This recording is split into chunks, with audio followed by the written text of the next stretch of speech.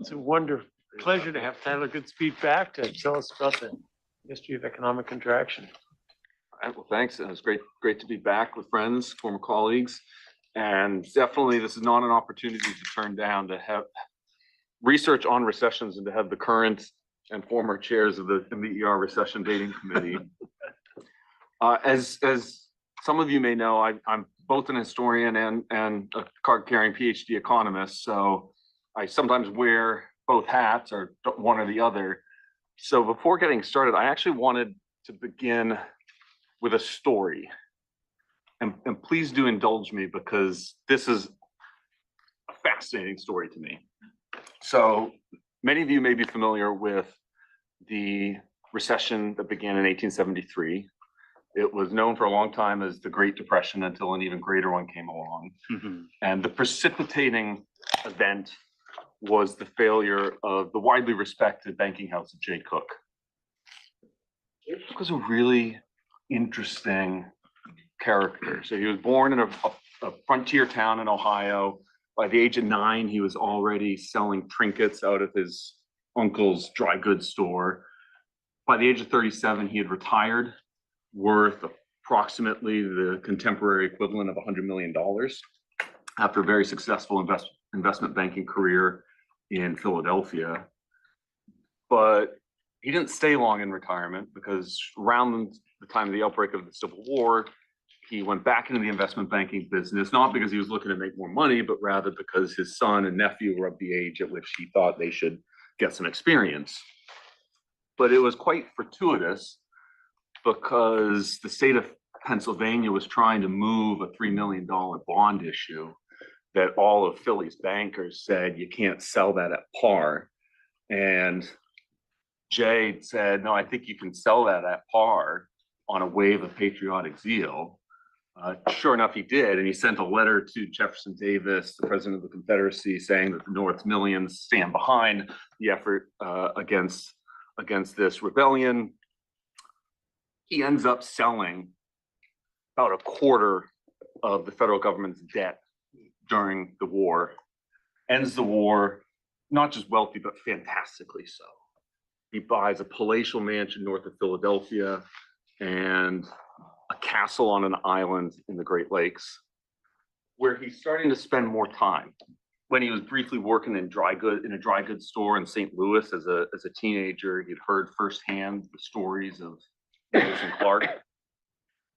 And there's a new railroad project, the Northern Pacific Railroad, that aspires to connect the Great Lakes, Duluth, to a wonderful natural harbor in Puget Sound in the Pacific, Seattle, and that crosses some of the most fertile agricultural land in the country, if not the world, abundant natural resources. And Jay is impressed by the recent completion of a survey of the Yellowstone River Valley, and he starts lobbying the Grant administration to make a national park because he sees tourism potential. Now, the problem for Northern Pacific is that this was going to be entirely privately funded. The more famous Union Pacific and Central Pacific, they had benefited from federally subsidized loans. Northern Pacific was going to be entirely private. And after commissioning some surveyors and lawyers, January 1st, 1870, Cook inks the deal. He's going to be the sole underwriter for this massive undertaking. And it initially goes pretty well. So they break ground for the first time. They finish a connector line from Duluth to St. Paul. But then challenges start to mount. So by contemporary standards of California's high-speed rail, that's yeah, it's doing pretty well. So the surveying teams start to trespass on traditional indigenous hunting grounds and occasionally come under attack by forces of the legendary Sitting Bull. These forces never numbered many, but the press covered these attacks in lurid detail, in part because the flamboyant George Armstrong Custer was providing coffee. Then had, in the fall of 1872, just as the Grant campaign for re-election was in its closing stages, the New York Sun breaks this incredible scandal of corruption at the Union Pacific, where basically the directors were attempting to defraud investors in the Union Pacific Railroad, casts a huge pall on U.S. railroad securities. But then there's an additional complication, and it's the arrival in St. Paul of this man. He had an aristocratic bearing, and locals noticed that he had his harness, horse's harness, bore an earl's crest, and his signet had the initials, his monogram had the initials GHG, which were the initials of the recently lost Earl of Aberdeen, Lord Gordon of Aberdeen. He had gone missing at sea, and he deposits $20,000 to $40,000 in a local bank, and lets people know that he's in the market to buy about 50 or 60,000 acres of land along the future route of the North Pacific to relocate the tenants from his overcrowded Scottish estates. Northern Pacific, they immediately leap to action. They organize a surveying party for him, white glove service, French champagne, a long wagon train, spend the equivalent of millions on this. And they even fly the banner of the Clan Gordon.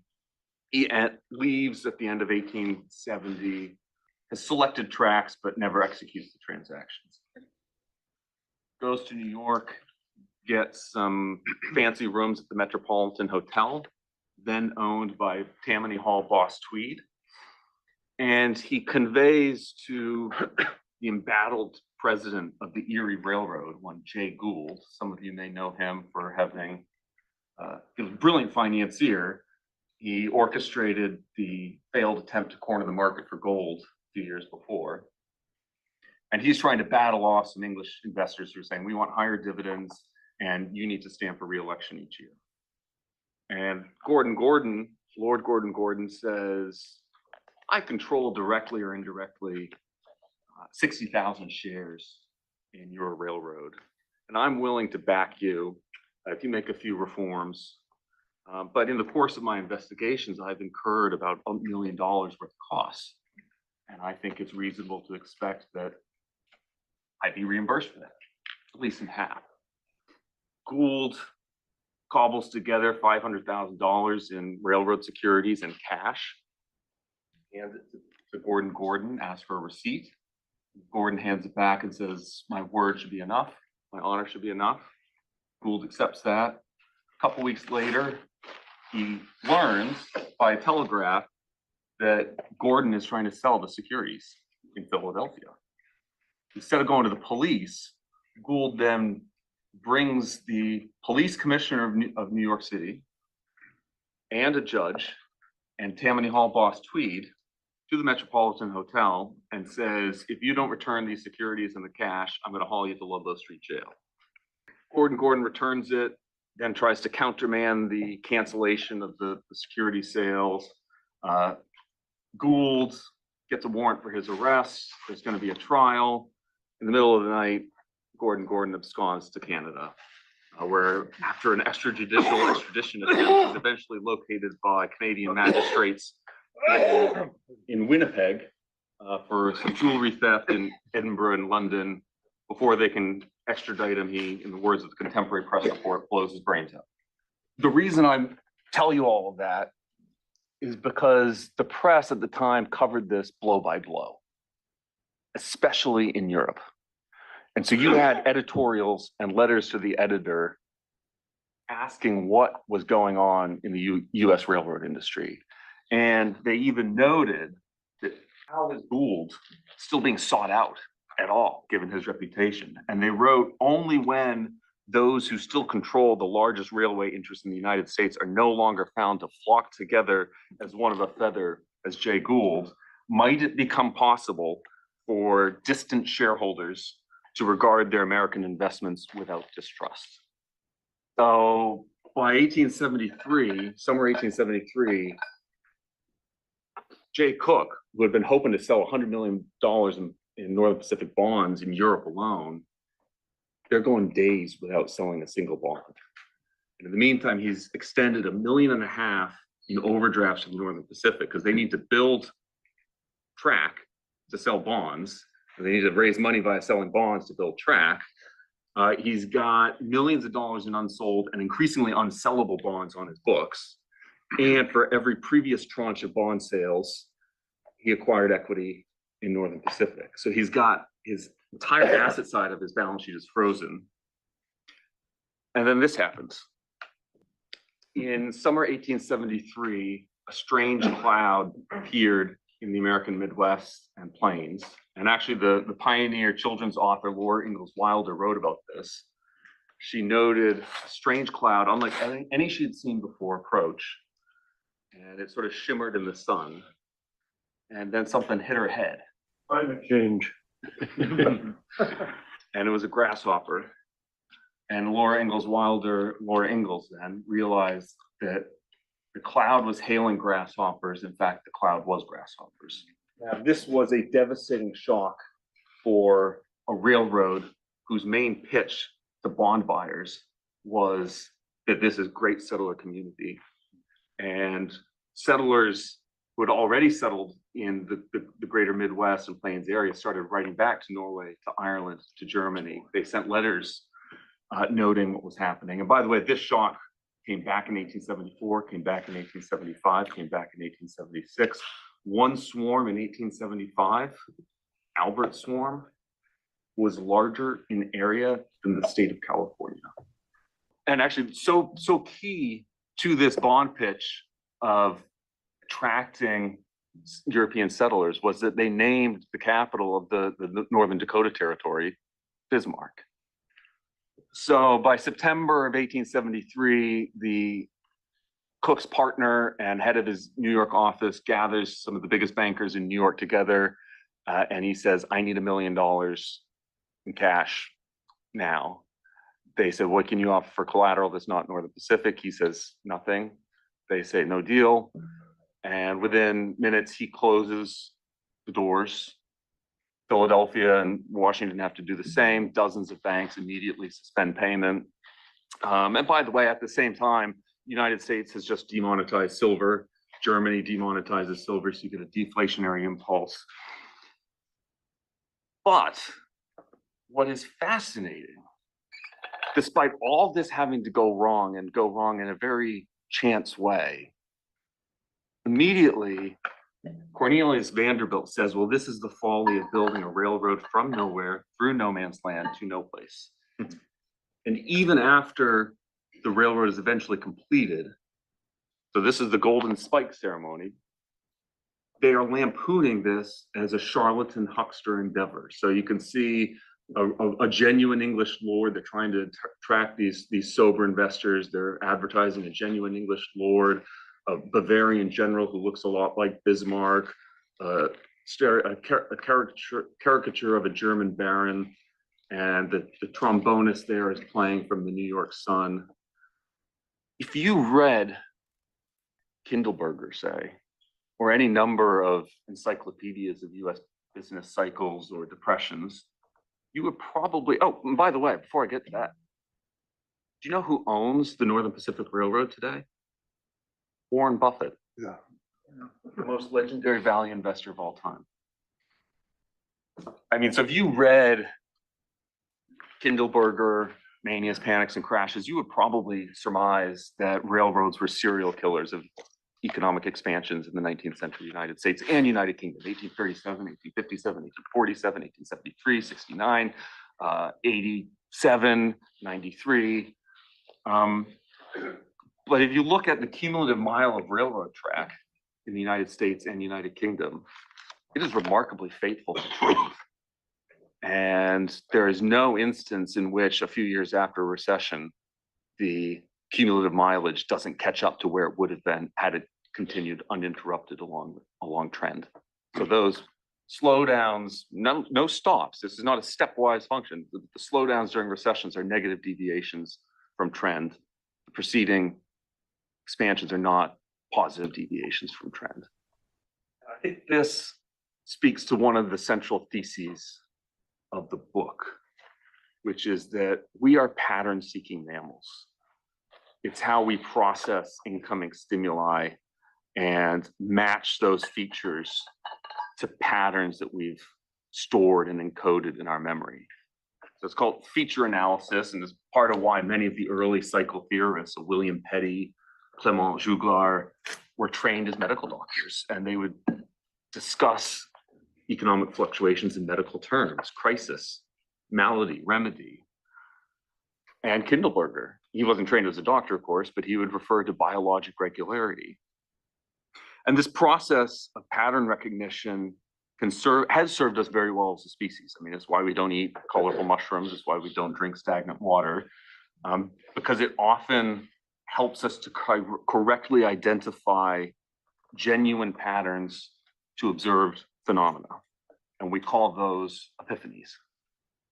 But this pattern-seeking nature can also lead us to falsely identify incorrect patterns, or else to assign patterns to phenomena that are fundamentally random.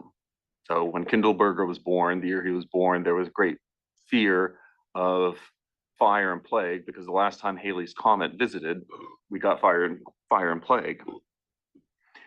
Now, one epiphany that, we call those epiphanies, in contrast to epiphanies. Now, one epiphany that— Is that a word? It is, yes. Oh, okay. Yeah. I can, although I couldn't before I started this. But one epiphany that we might have thought Diebold and Rudbush drove a stake in was the notion that as an expansion ages, excesses or imbalances or misallocations accumulate, rendering the probability of recession more likely.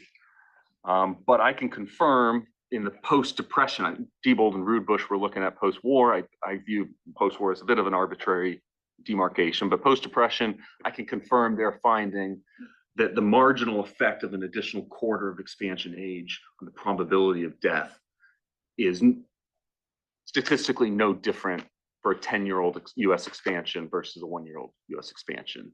And that is even more pronounced in the United Kingdom, where the point estimate of that slope is basically 0.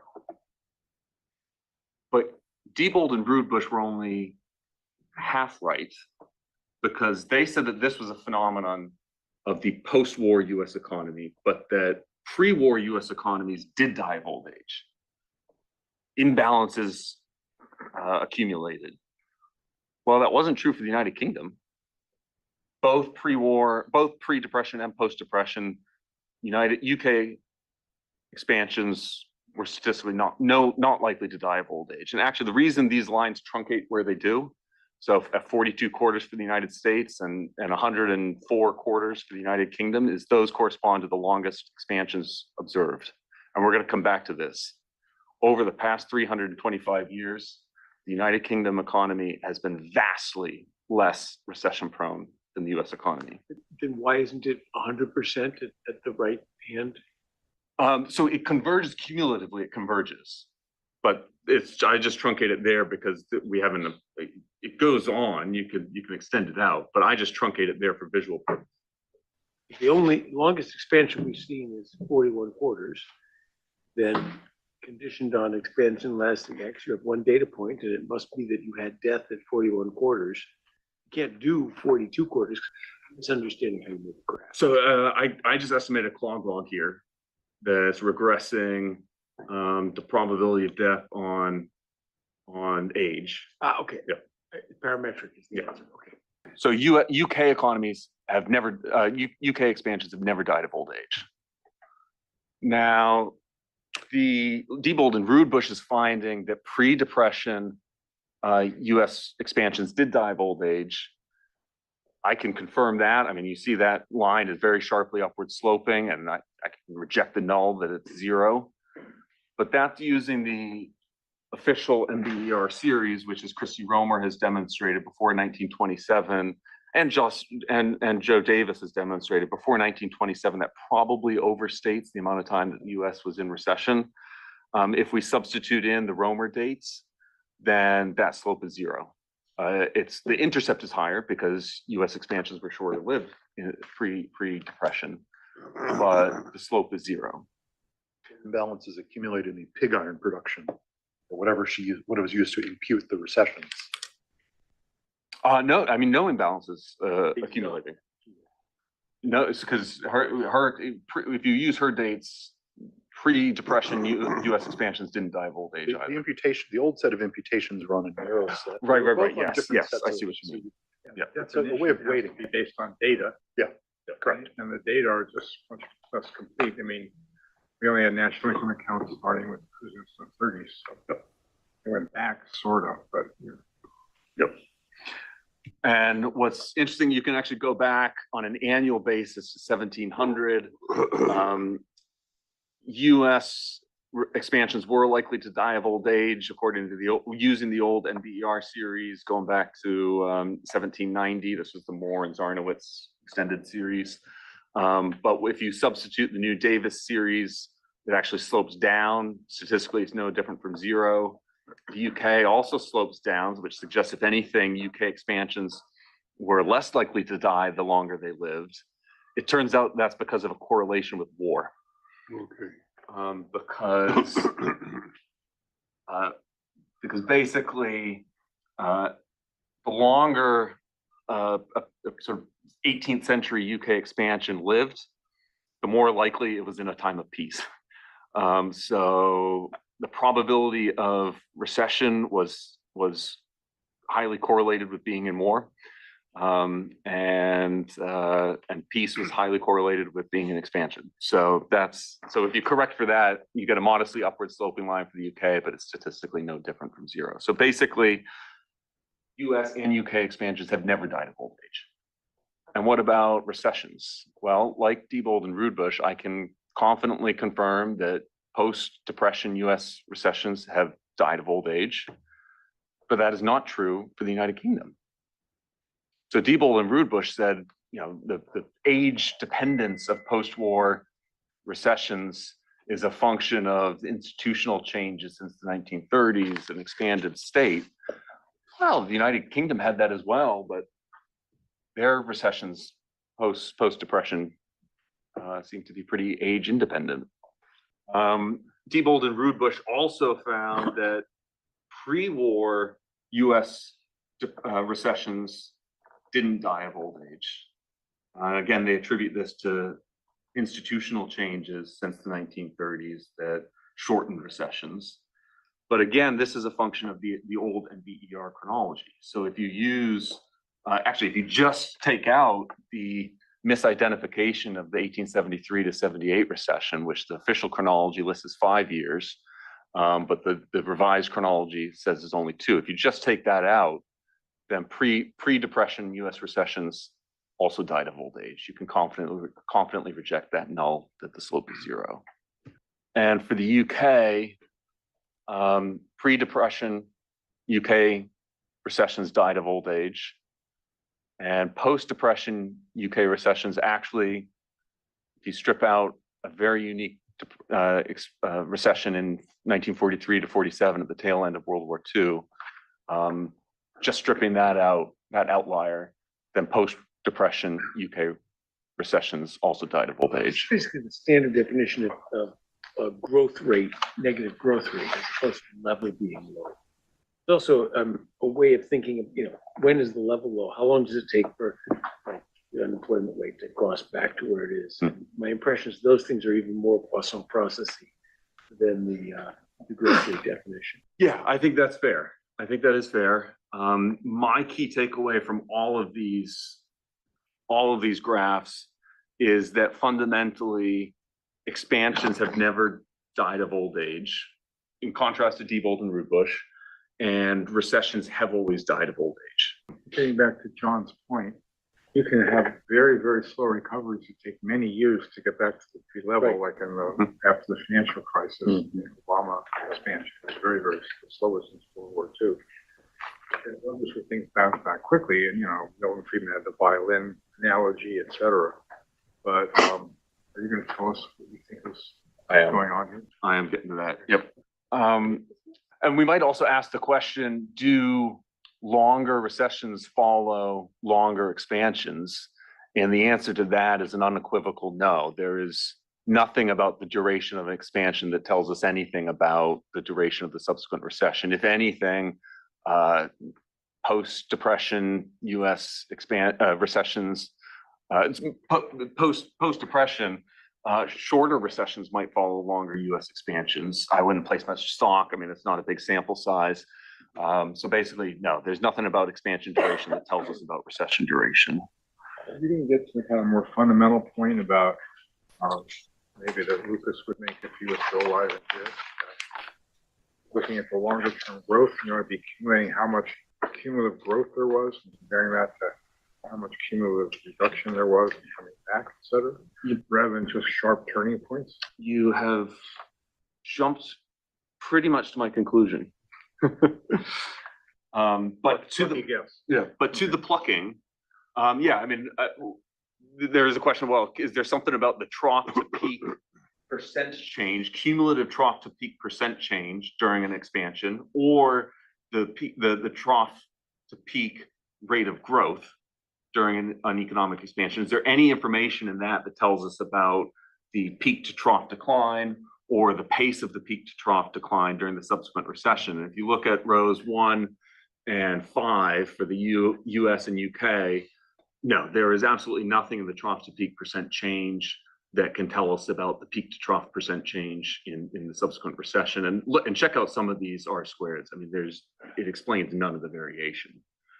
But the peak to trough percent change during the recession can explain a lot of the variation in the trough to peak percent change in the subsequent recovery. And actually with walled tests, I can't reject the null that slope is actually -1 in the United States. There are some issues with the United Kingdom in terms of there were a couple recessions in the early 18th century that violated the plucking model because there were wartime recessions with big harvest shocks. So sort of quartered 25% decline in agricultural output in 1705, 20% decline in 1709. But outside of those two, similarly, UK trough to peak increases are very much explained by the preceding peak to trough decline. It's actually very relevant to an old literature on random walks and unit roots, and also the question of, is it technology shocks or aggregate demand? You're giving a very conventional story. There's a potential output. We fell down below and potential's up there. We'll get back to where we were. Very much a trend stationary shock in the downward direction. Yes, and I'm familiar with the Campbell and Mankiw paper, and it may be that you and a better Cochrane paper, yes. And yeah.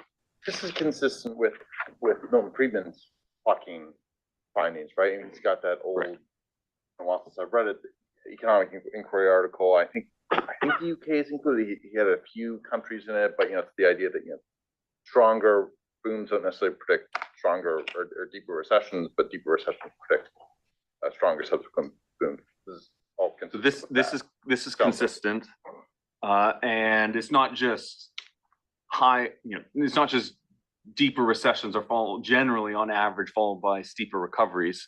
They're also faster recessions on average are followed by faster recoveries. But again, this is on average, and there are exceptions, particularly when there's regime change. And I would contend that 2008, 2009, there was a regime change. Another thing that's going on over this series is governments are growing, and the automatic stabilizers become a much larger feature of the economy. So we're going to get to that. Yeah. The 0.6 estimate is kind of half permanent, half transitory. Yeah, I mean, as I said, a wall test can't reject -1, but It also can't reject -0.5. right, it also can't. Yes, point taken.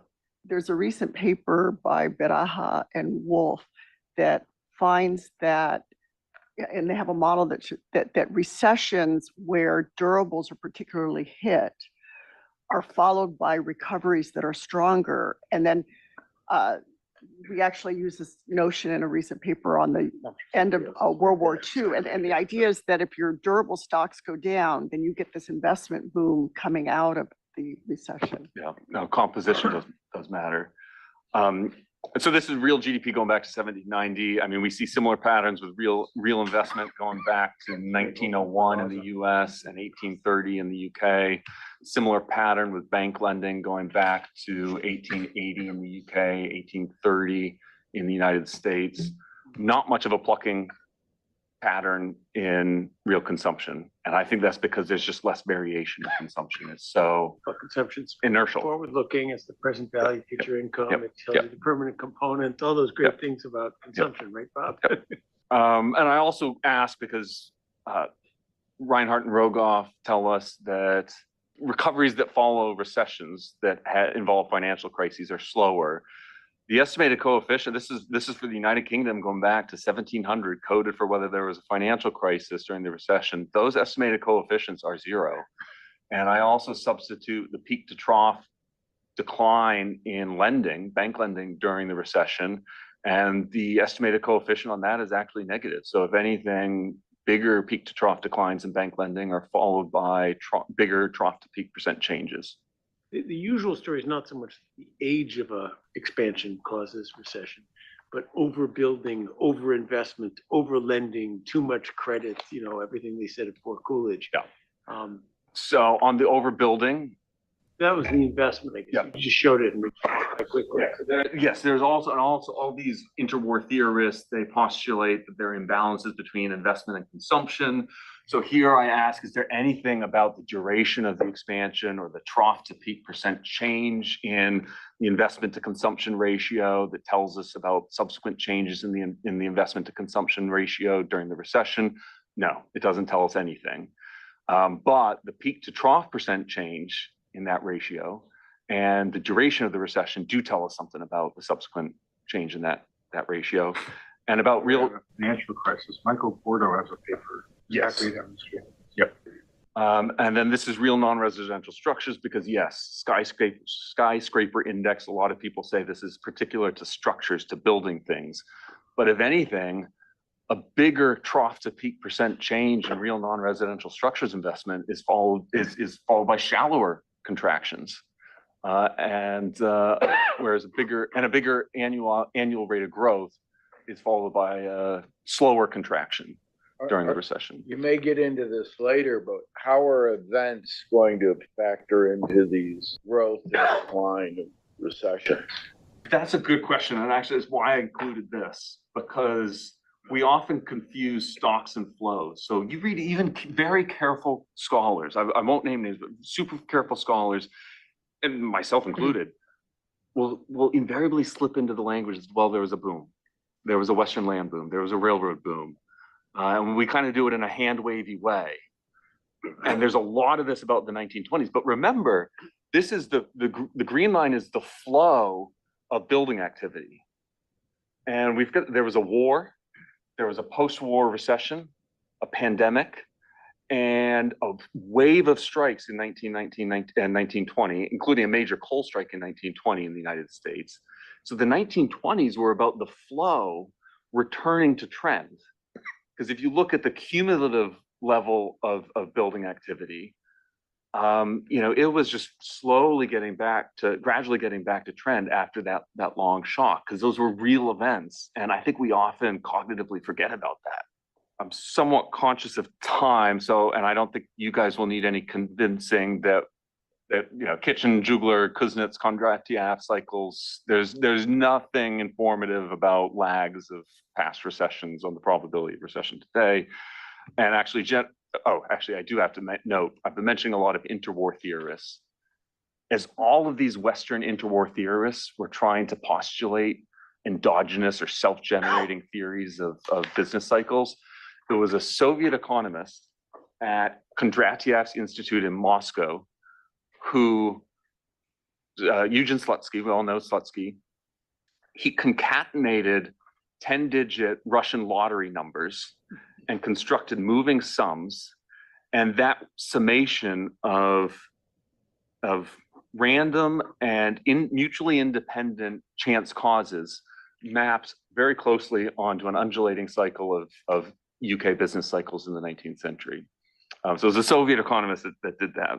But and actually, I probably don't need to convince you guys about just the fundamental unpredictability of recession. So number of false positives for US yield curve spread. UK is littered with false positives and false negatives. And if you go back before the 1960s, yield curve inversions are a banality. So before the period of high inflation, the 60s, 70s, 80s, yield curve inversions are a banality. It was Paul Sanderson's script that stock market predicted 9 of the last 5 recessions. Right. And we usually think of bond markets as smarter than equity markets, but they can be wrong too. This is getting to your question, Mike, which is, okay, so they're unpredictable. There's nothing in the expansion that can, or not much in the expansion that can explain variation in the recession, but there is variation in the recession that can explain variation in the expansion. But can we at least ask sort of how have the contours of expansions and contractions been changing over the long run? And here I use the improved Davis annual chronology instead of the official NBER chronology before 1927. And you can see, with the possible exception of a very long 16-year expansion that ended in 1856, there's a gradual upward trend in the age of US expansions, and similarly an upward trend in the age of UK expansions. But there is no sharp break in 1913, in 1933, in 1945. If I do a sequential test for an unknown number of breakpoints at unknown points, maybe 1807 in the United States, maybe 1769 in the United Kingdom, but no sharp breaks in the 1930s or 1940s when we think of these institutional changes as having fundamentally altered these. The US, the last 1, 2, 3, 4 kind of stand out. I can't really figure out what the date is. That 1990-ish, 1980-ish, after which So the long, Starting in the 60s. yeah. So the longest expansions on record were those that ended in 2019, in 2001, and 1969 and 1990. 60s, the 80s, the aughts. And you can see here already, I mean, how much more durable UK expansions have historically been. Look back at the previous, look back at that, and we look at the period before the long expansions. There were a lot of recessions, and they often occurred quite rapidly on top of each other. Yes. Is that going to ever be part of the story, or? Yeah, so actually I'll get to the regression results. I often I could just stare at these ones. I mean, they look like barcodes, but I could contemplate these endlessly. These are recessions. It's recession age at the time of death going back to 1700. And what really stands out to me, so you have, of course, the Great Depression, which is a lot of shocks, and maybe we can get into those shocks in the discussion. I mean, but 4 distinct banking crises, 3 of which were regional. This is Revolutionary War. This one was fascinating for me.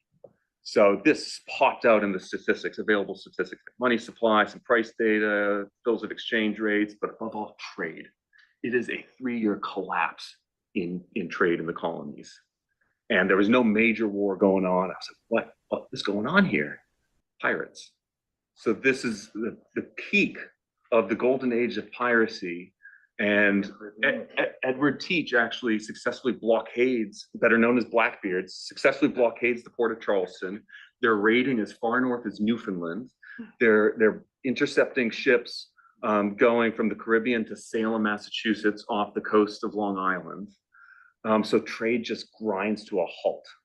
But those are the longest recessions in US history. So piracy slash, call it war of a type. War, Great Depression.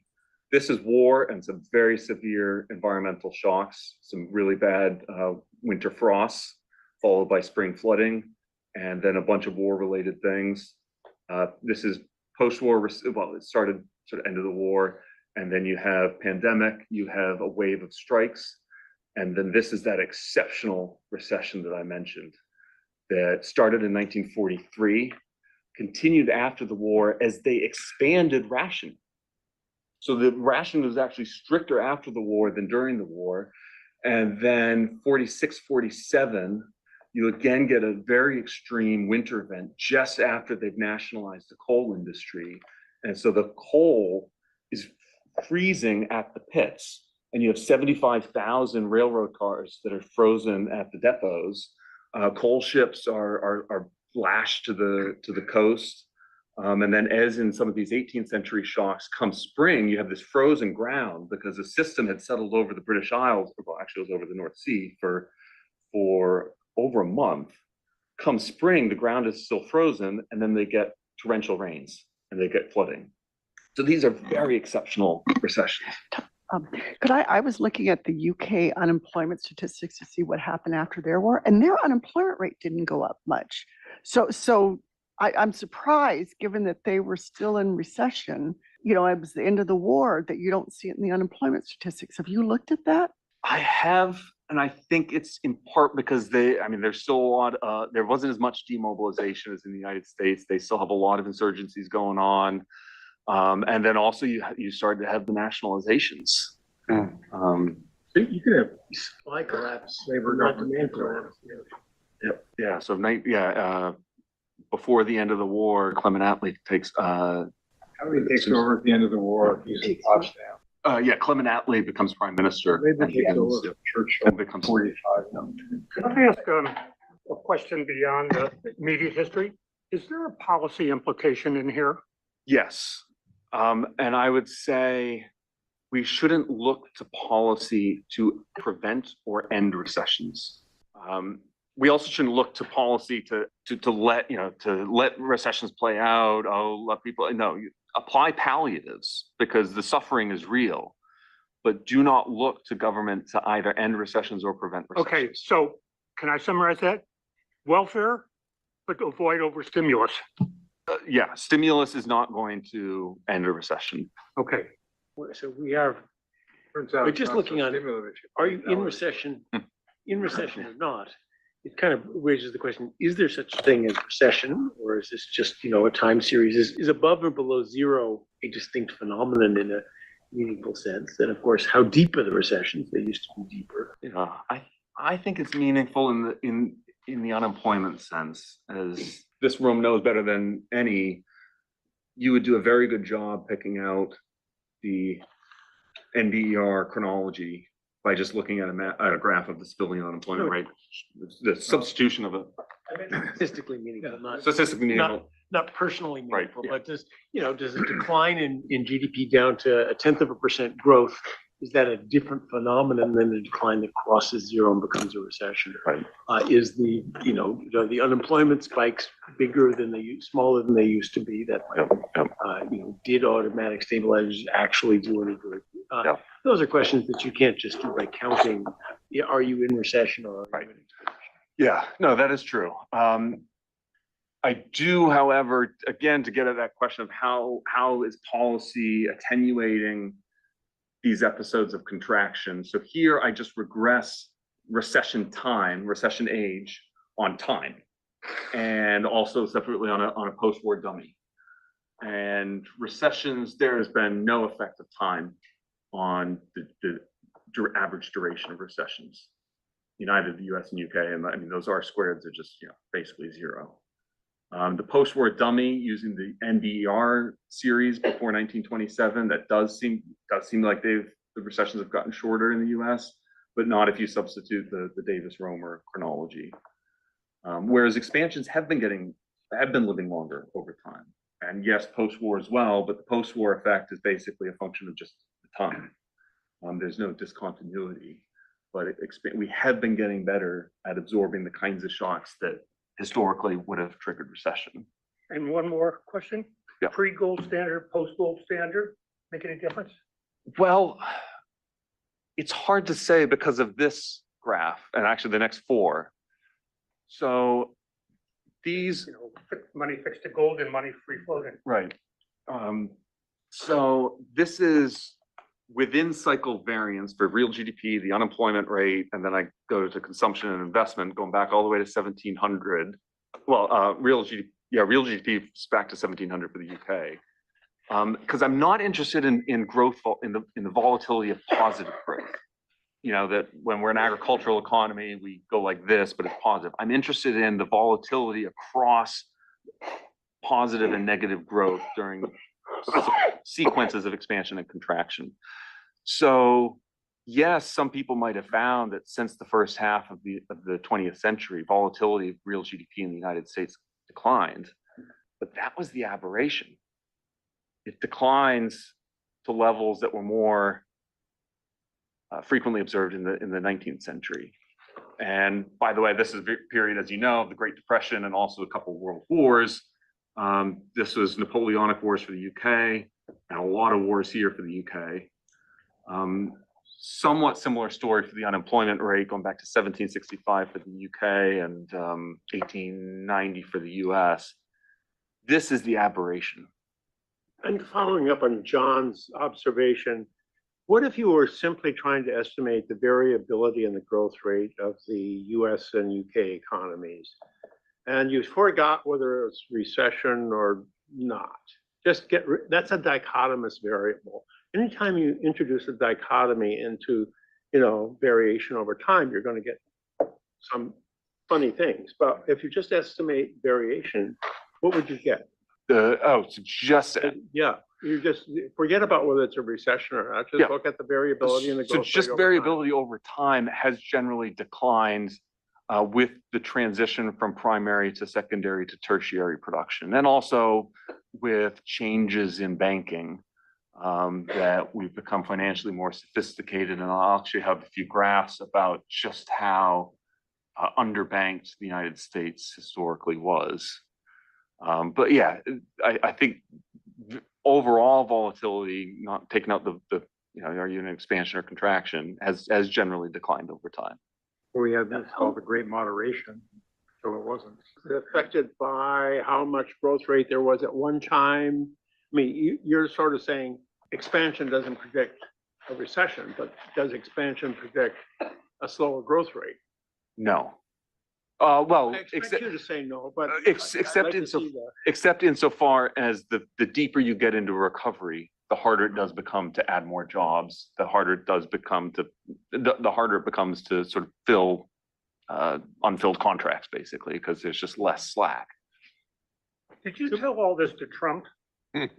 This has been researched since 2020. To Alvin's previous question is very interesting on the gold standard versus current arrangements, because part of the common mantra, I think you're going to find that prices were much more volatile in the olden days. And part of the common mantra is, prices are sticky downwards, so on and so forth. So that should have been bad for recessions back then. If you're finding it wasn't, that kind of overturns a very common, nominal stickiness is really important for recessions, and getting away from the gold standard so you didn't have to have deflations was very important. Maybe not. Yeah, I think that's generally right. One channel was that when you had adverse harvest shocks, whether it was cotton, or actually mostly cotton, is that you would get a big decline in net exports, which would lead to external drains, which could have a deflationary impulse. So there's kind of this irony that you would have a lot of supply shocks accompanied by deflation. But there were also internal drains, because you would have rural depositors withdrawing their deposits from local unit banks that only had one branch. So you would get internal drains as well. So it's kind of this irony that you have a lot of supply shocks in history that are accompanied by declining inflation in the aggregate. Yeah, Hartley. Sort of on this topic of pre-1930, post-1930, what do you think, obviously fewer recessions, longer expansions happening, how much do you think is just this being the result of the dearth of banking crises post, one theory would say, well, we introduced deposit insurance in the 30s and we don't really have banking crises anymore. I mean, we had a run in 2008, but that wasn't a traditional bank run. That's another kind of thing. We fixed it with capital requirements. But that kind of explains this sort of longer run. I mean, because when I think about economic history, I think there were a lot of recessions pre-1930s that were just these banking crises. 1907, I forget the exact years, but how much would you attribute to maybe a dearth of banking crisis? That is a very important question and a very good hypothesis because it's consistent with mine. And it's actually one of the key reasons that I look at both the United States and the United Kingdom. One is because those are two economies I know. I don't know the economic history of France or Germany very well. I do know those two very well. They have some of the best data extending back a long way. And also, I think it's really interesting to compare two similar economies that are very deeply integrated, that have similar legal institutions, and yet have very different recession experiences. And one of the reasons is, and I'll get into this, one of the reasons that UK was much less recession prone was precisely because of the differences in banking. So from 1825, you have nationwide branch banking in the United Kingdom, and a big national economy is by and large a pretty diversified portfolio.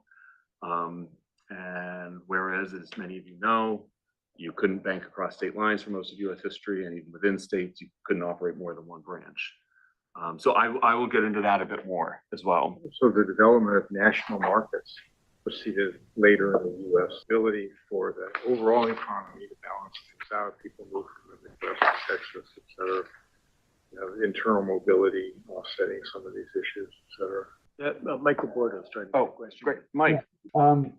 Tyler, I read this book and it's fantastic. I read it about a few months ago, and I recommend everybody read it. So I just love every minute of it.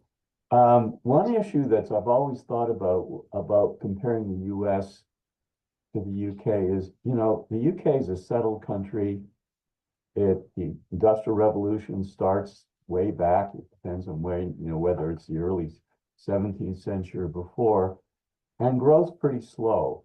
Okay, US is a frontier country, and it's really growing very rapidly. And in a sense, it's a dynamic economy. And I've always thought of the business cycles in the US as just a reflection, in a sense, that it was a newer country. I always thought that banking had a heck of a lot to do with it, but there really is a difference. And I think one way to get at this question is, and the data is definitely there. You look at the other European countries. There's tons of data for Sweden, Germany, all the Scandinavian countries, France. I mean, that might get at that question. I think that's a really good point. And Another way to look at this is to compare to Canada, because they didn't have the banking restrictions, but they were also a relatively new country. So then you could. I think those are really good points. Thank you. But I wrote a ton of papers on that with Hugh Rockoff. I have 4 or 5 papers comparing US to Canada. So yes, I mean that completely agrees with what Valerie said. And actually, you can see here again with real investment. So this back to 1830 for UK, back to 1901 for US. A lot of volatility in this sort of first half of the 20th century, and for the UK a little bit earlier.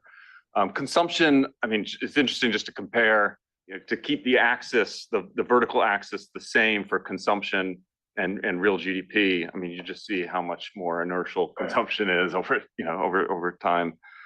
I don't know if I'd call it random walk inertial. Fair point. And here again, I mean, this is just asking, okay, is there an effect of time on the magnitude of peak to trough declines in GDP and consumption and investment and the unemployment rate? And there is none in basically either economy. If anything, post-war period in the United Kingdom, they have some bigger declines, but that's in part because you have that deep recession, 43, 47, you have COVID. Basically, each of the UK's 5 recessions since the Great Depression were big ones. Those are big shocks. I'll try to rush through this because I'm conscious of time. And don't worry, I will zoom in on this. But I think just that this perspective is really helpful. So the other aspect of recessions that we're perpetually in search of, because we like a redemption story, or we like to feel that an ordeal was for something. And so we are perpetually looking for a cleansing or reallocative or gales of creative destruction aspects of recessions. And don't get me wrong, I mean, it turns out that and this is not my research, it turns out that, yes, creative destruction is super important for growth over the long term, but it is on net not enhanced by recessions. And similarly, it's that, and Bob, I should just let Bob speak in terms of the productivity ladder that workers climb is generally pro-cyclical, that recovery is about moving from lower productivity to higher productivity firms, and that ladder collapses during recessions. But here, and also, research and development is pro-cyclical. So here I just ask, I use a Hamilton trend here because Jim Hamilton tells us that we should never use a Hodrick-Prescott filter, but I also very often use a Hodrick-Prescott filter because Harry has something to say. Yeah, do not use his method to create a trend. Okay. Because see what it does to World War II. Yep. Okay. That's really helpful. Whose method? Jim Hamilton's method. Don't use it. So I do both. For this. By the way, Bob Prescott has a very good working paper that for 2020 discussing the HP versus the Hamilton. So I'm agnostic, and so I use both. This report just reports the Hamilton, but this is the median and maximum deviation from the trend share of GDP at the peak of an expansion, the trough of the subsequent recession, and the peak of the subsequent recovery. And I mean, these are very, very, and it's an absolute, because if you do mean, then different from recession to recession might be average out to zero. So they're all generally very small. And what's interesting is which these bigger ones correspond to. So, oops. So this is COVID. This is early 1980s when you have sky high interest rates. And actually, so it's negative going into the 81 recession, below trend going into the recession, ended even more below trend during the recession. And this is also the early 80s when it was above trend before and above trend at the trough of the recession because of mining structures. So particularly oil and gas. So there was a lot of drilling in response to high oil prices. Can I ask a question about, I was just looking up some numbers. In 1941, the British population was 48 million, Earth in America was 130. Today it's 68 million versus 330. So Great UK is like a 40% increase in population, and the USA is 150% or 4 times as much. Okay, well, doesn't labor go into growth? Now, will that have any effect on this kind of stuff? I mean, it'll affect it'll affect the growth rate, the sort of trend growth rate, and level today, but it shouldn't affect sort of the peak to trough fluctuations in that growth. Would be my intuition. Or well, actually, it could be smaller. Could be in smaller peak to trough declines because Well, because you're pouring in people all the time, so you're adding to the labor force. Yes, but I mean that. Unless they're coming in clusters, but it's been pretty smooth since the end of World War II, isn't it? I mean, we don't know. Immigration. Yeah, I think between growth and fluctuation. Immigration peaks before 1920, sort of 1890 to 1910 is a huge peak, and then of course it increases recently.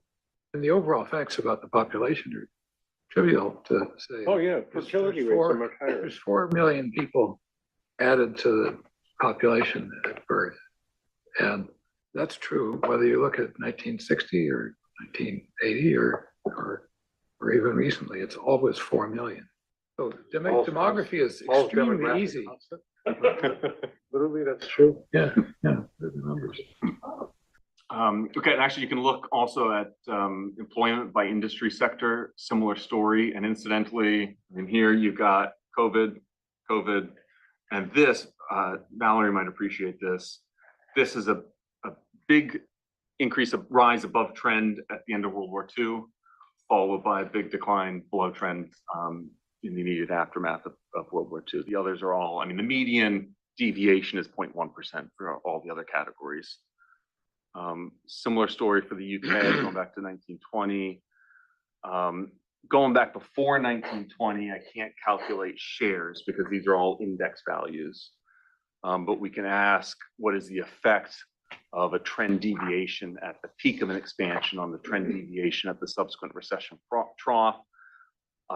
No relation for industry and services. If anything, a positive deviation from trend for agriculture is followed by shallower contraction in the subsequent year or at the subsequent trough. I think that's probably because, you know, if you have a bumper harvest, you're probably going to have some good coal piles and seed stocks for the next year.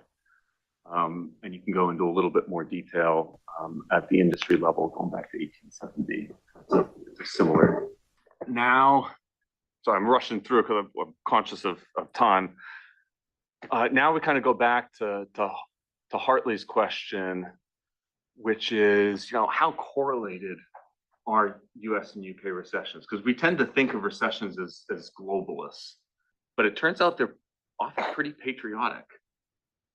So on a quarterly basis, these are the correlation coefficients. And from the start of a recession on a quarterly basis, they are basically uncorrelated. And just being in a recession, it's a pretty low correlation. On an annual basis, it's a bit higher, and that's been rising over time. So it's about it's about 0.5, the correlation coefficient.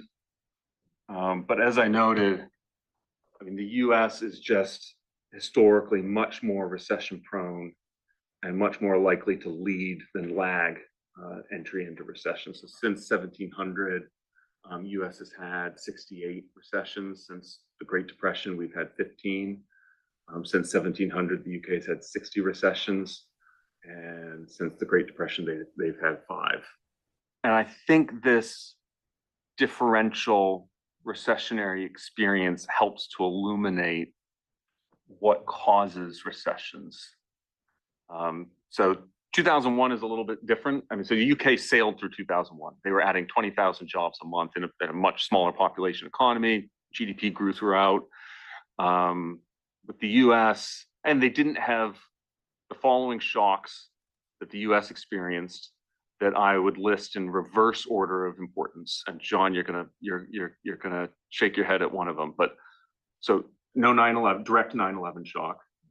Second, no permanent normal trade relations shock, which had a very immediate effect on gross hiring in durable goods manufacturing. And this was the first recession for which we had jolts. Or much more limited energy price shock, because by that point, UK was relying on coal and North Sea gas. And Valerie and I were talking about this earlier. Gas is a very fragmented market. That is, I mean, because it is so much cheaper to ship through pipes. And so those are very fragmented markets. And then the fourth shock the UK didn't have was a bursting tech. I hesitate to use the B word, but a bursting.com bubble. This observation relies something that's been kind of an undercurrent of a lot of the conversation here. The UK was more stable, but was growing at a much lower rate. Exactly. Yeah. Which gets the kind of most fundamental question in macroeconomics, right? How much should we worry about recessions? And would an alternative universe where we did a lot more to try to stabilize things result in much less prosperity over time? So, I mean, that is my conclusion, is that we worry a lot about recessions, and we punish, and actually it's hilarious because we always punish Irving Fisher, brilliant guy. We punish him for that remark about the permanently high plateau. He had some very technical, very academic reasons for saying that. Investment trusts were diversifying, the dollar depreciated, so US equity valuations would be higher. He noted a number of other things. That quote was printed in response to Babson, who was another forecaster at the time, who just the day before had given a speech for the National Business Conference. And he said, I repeat what I said at this time last year and the year before, that sooner or later a crash is coming. He goes on, sooner or later the stock market boom will collapse like the Florida real estate boom. Someday the time is coming when the market will begin to slide off. Sooner or later, someday, he was the 1929 Nouriel Roubini, but he is now permanently celebrated for correctly calling that. And Irving Fisher is denigrated. But Paul Samuelson was a player, and he said, if you have to forecast, forecast often. Oh, and by the way, yeah, Babson's reason when he predicted a recession the prior year at the same event was because he said if the Democratic candidate for president won, then we would get a recession. So he just changed the same prediction, but just different rationale. But yes, a fundamental conclusion of the book is we worry a lot about over the long run, 20% of years in which the economy is in recession. But the US is much more recession prone historically than the United Kingdom is, but we're also 30 to 40% richer per capita. But marginal tax rates. Oh, I mean, you have all these things that feed into the potential growth. Yeah, potential well, growth. I know, but I think they're very important. And I didn't hear you utter one word. So, okay, never mind, just my peak. Porto has a question. Mike, He's been yeah, sorry. waiting very patiently. Okay, I want to get back to the debate you had with Hartley about, the transmission of recessions. I mean, there was a ton of work done at the NBER. Anna Schwartz and Lothian and Darby had a big book. I did stuff on this. Okay, that under the gold standard, there was a lot tighter correlation between recessions in the US and the UK than afterwards. And you didn't talk at all about the international monetary regime here, and I think that's important.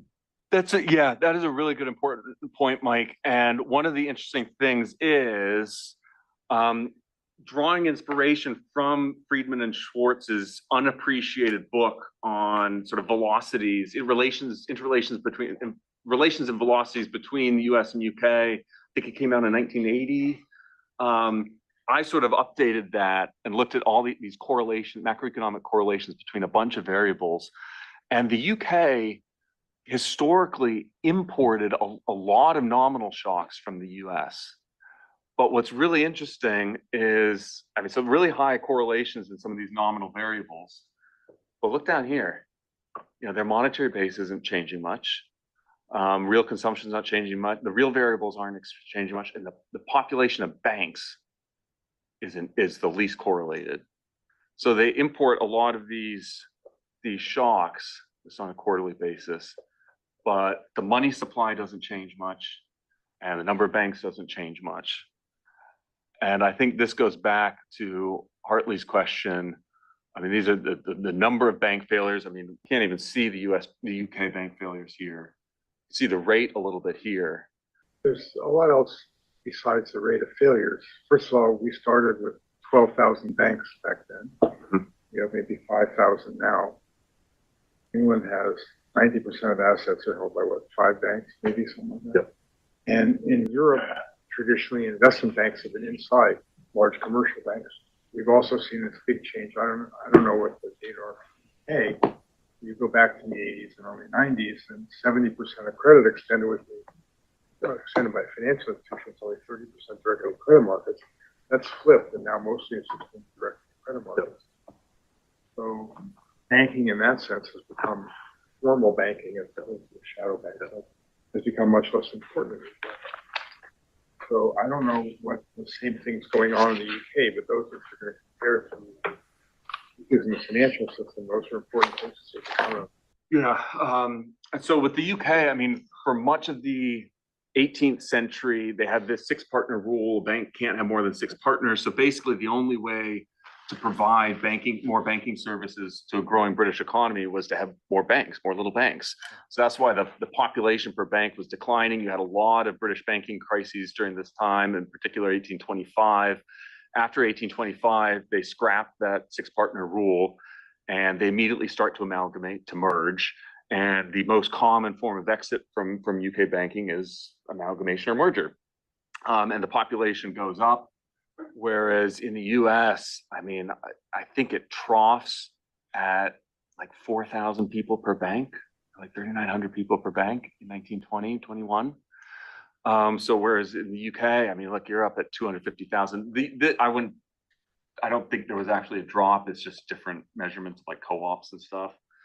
But yeah, that is a story of British banking stability, because after 1829, by the end of the 19th century in the UK, you have a few hundred banks They're all mostly nationally diversified.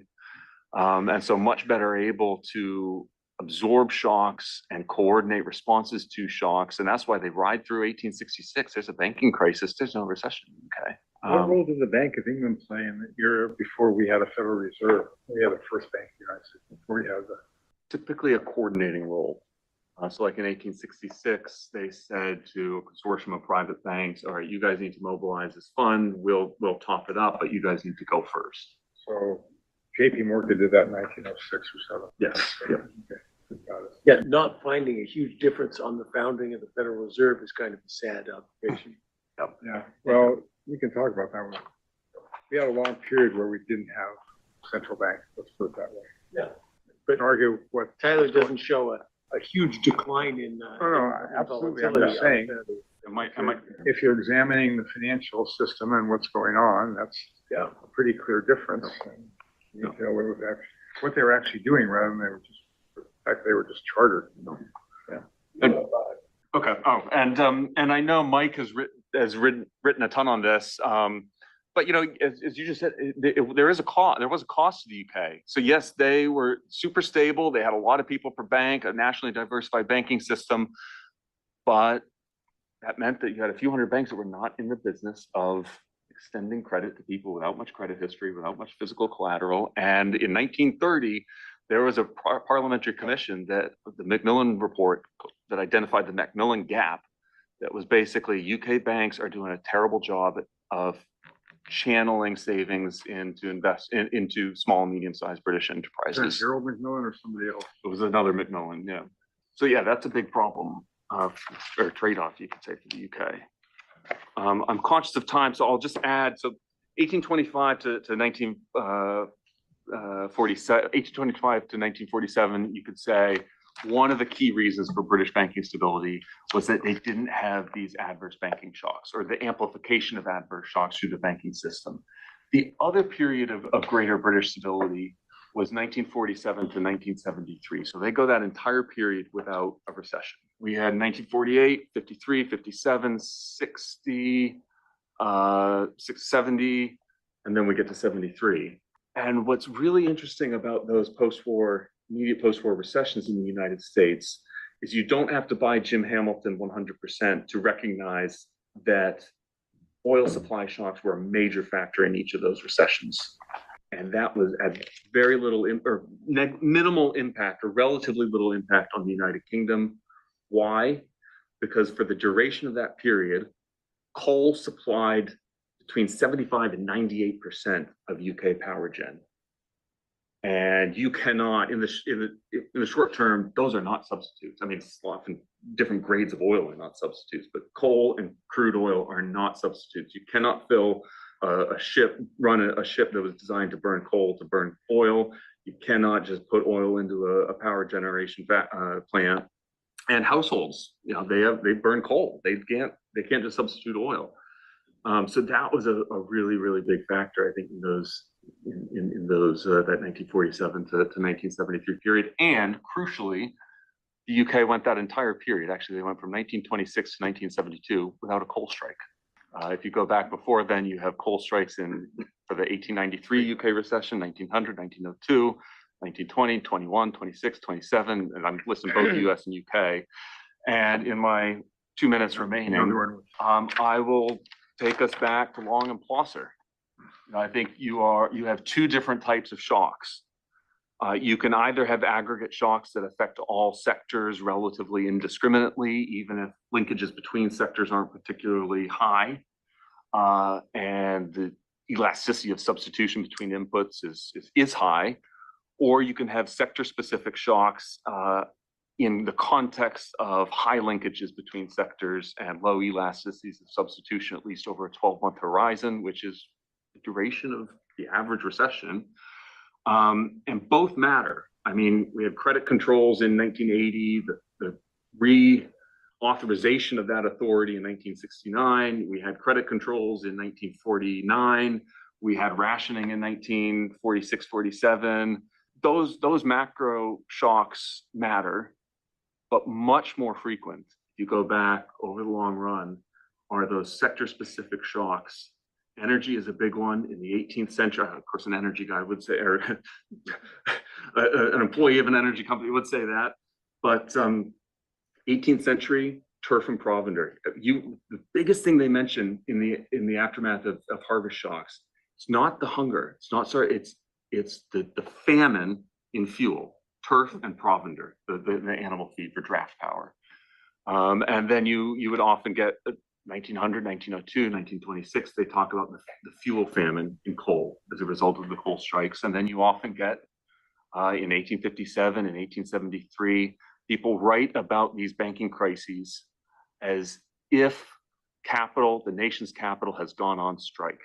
The nation's capital is only willing to work for ever higher rates of interest or not at all because they just can't figure out, how valuable is the collateral. So I think, Long and Plosser were onto something, that those sector-specific shocks are really important. Thank you all.